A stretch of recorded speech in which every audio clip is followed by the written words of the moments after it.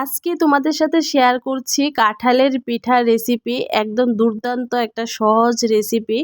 তো দেখো এখানে পাকা কাঁঠাল নিয়েছি আর এখানে একটা দেখো ছিদ্র থালা নিয়েছি। এই থালাটার মধ্যে আমি এখন কাঁঠালগুলি দেখো ভালোভাবে চটকে নিচ্ছি বিচিগুলি বের করার জন্য।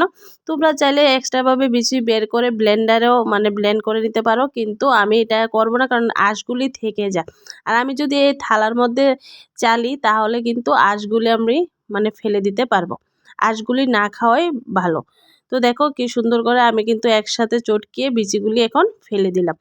আর যারা কাঁঠাল খেতে ভালো না বাসো তারাও এই পিঠা খেলে বারবার খেতে চাইবে, এতটাই টেস্টি আর একদম নরম তুলতুলে একদম অল্প সময়ে। তো দেখো কি সুন্দর করে আমি এখন এটা চেলে নিলাম। তো দেখো একদম রস, কাঁঠালের মিষ্টি রস। তো এটা কিন্তু একদম জল ছাড়া, জল ইউজ করিনি আর জল ইউজ করার কোনো প্রয়োজন নেই। তো এখানে দেখো 4 কাপ দিয়ে আমি দিয়ে দিলাম 2 কাপ, 3 কাপ ময়দা দিচ্ছি। তো দেখো আমি অনুমান করে 3 কাপ ময়দা ফার্স্টে দিয়ে দিলাম। তোমরা প্রথমে একটু একটু করে দিয়ে বুঝতে হবে যে রসের সাথে কতটুক ময়দা লাগবে। তো দেখো দিয়ে দিলাম 4 কাপ দিয়ে আর 1 কাপ সুজি। তো আমি দিয়েছি 1.5 কাপ সুজি, পরে আর হাফ কাপ সুজি দিয়েছিলাম।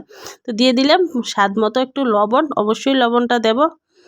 তো 3 কাপ ময়দা আর দিয়েছি আমি 1.5 কাপ সুজি। আর দেখো দিয়ে দিলাম চিনি।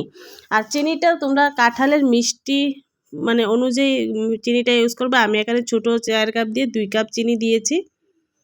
তো আমার তেমন কিছু লাগেনি বন্ধুরা। আর এটা কিন্তু মাখাটা অবশ্যই একটু নরম নরম করেই রাখবে, শক্ত করবে না। আর পিঠা কিন্তু নরম, যত মাখা নরম ভালোভাবে মোলায়েম করে মাখা যায় পিঠার কিন্তু টেস্ট ততই বাড়ে আর সফট হয়, পিঠাও খুব ফুলে।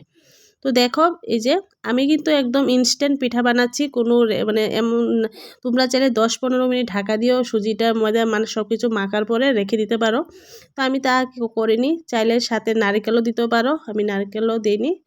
তো চলো এখন কড়াইয়ে বসে দিলাম। কড়াইয়ের মধ্যে কিন্তু তেল দিয়েছি বেশ খানিকটা, আর গরম তেল কিন্তু একদম গরম হয়ে গেছে। তো দেখো পিঠা কিন্তু অলরেডি ফুলে গেছে, দেখতেই পাচ্ছ। তো এটা আমরা কি বলতে পারি, কাঁঠালের গুলগুলা, গুলগুলা পিঠা অবশ্যই বলতে পারি, বা কাঁঠালের বড়া। তো দেখো পিঠা কিন্তু মাঝখানেরটা হয়ে গেছে, যেহেতু আমি প্রথম দিয়েছিলাম, তো মাঝখানেরটা কিন্তু হয়ে গেছে। তো আমি কিন্তু গ্যাসের ফ্লেমটা এই পর্যায়ে আমি মিডিয়ামে রেখেছি। তো পিঠা কিন্তু এটি হয়ে গেছে, খুব সুন্দর হয়েছে কালারগুলি, আর খুব সুন্দরও ফুলেছে। তো চলো আমি এখন এই পিঠাটা নামিয়ে নিচ্ছি, বাকি পিঠাগুলিও এমনভাবেই করে নিচ্ছি। দেখতেই পাচ্ছ কত সুন্দর হয়েছে। তো এই যে প্রথম পিঠাগুলো নামিয়ে নিলাম, এখন দ্বিতীয়বারও দিয়ে দিলাম পিঠা। প্রথম দিতে মাত্রই দেখো পিঠা ফুলে যায়, দিতে মাত্রই ফুলে যায়, এতটাই নরম হয়েছে। আর তোমরা চাইলে 10 মিনিট বা 15 মিনিট রেখেও করতে পারো, আরও নরম থাকবে। পরের দিনও তোমরা আরও 2-3 দিন রেখেও খেতে পারবে।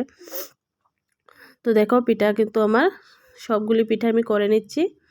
তো আমার পিঠা কিন্তু হয়ে গেছে, বেশ খানিকটা পিঠা হয়েছে। তো এই যে দেখো পিঠা কতটা সুন্দর হয়েছে। তো আজকে রেসিপি কেমন লেগেছে অবশ্যই কমেন্ট করে জানিও। আর দেখো ভিতরটা একটু দেখিয়ে দিচ্ছি, ভিতরেরটাও কিন্তু খুব সুন্দর হয়েছে, ভালোভাবে হয়েছে। তো যারা পিঠা কাঁঠাল খেতে ভালো না বাসো তারাও এই কাঁঠালের পিঠা খেয়ে আবার চাইবে, বারবার খেতে চাইবে, এতটাই টেস্টি। একদম সহজ পদ্ধতিতে সহজভাবে দেখিয়ে দিলাম। তো প্লিজ চ্যানেলটা সাবস্ক্রাইব করে দিয়ে আমার পাশে থেকেও নতুনত্ব ভিডিও পাওয়ার জন্য। আজকের জন্য টাটা, সবাই ভালো থেকো।